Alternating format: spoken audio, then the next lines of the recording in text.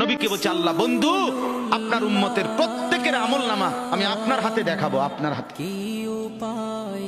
আপনার সামনে পেশ করব, আপনি দেখে কথা বলবেন আমার কাছে, সুপারিশ আপনি কইরেন মানা নাই, কিন্তু আপনি দেখে করবেন।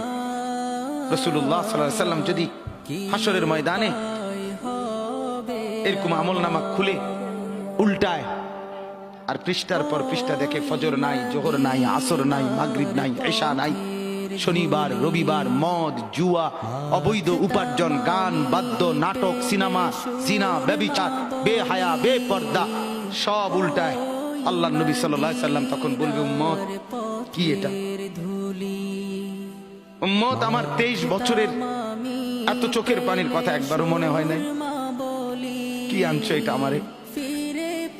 উম্মত তুমি জানো না আমি যে তায়েফের পাথরের আঘাতে পুরা পিঠ চালনির মতো জাজরা বানায় ফেলছে আমার? শোনো নাই তুমি?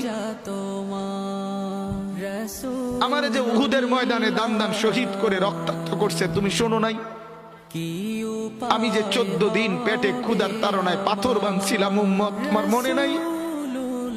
একবারও শোনো নাই আমার ক্ষুধার কষ্ট, আমার পিঠের ব্যথা, আমার দাঁতের ব্যথা, আমার কাঁধে 2টা কড়া ঢুকে গেছে? উম্মত আমার ঘরে 3 মাস আল্লাহর নবীর স্ত্রী আয়েশা বলছে আল্লাহর কসম উম্মত নবীর স্ত্রী বলছে 3 মাস 3টা সূর্যাদ উঠছে ডুবছে, রাইনা হিলালান সুম্মা হিলালান সুম্মা হিলালান, 3 চাঁদ 3 মাসে নবীর 9 জন বিবির কারো ঘরে আম্মা জান আয়েশা বলে এক ফোঁটা চুলায় আগুন জ্বলে নাই।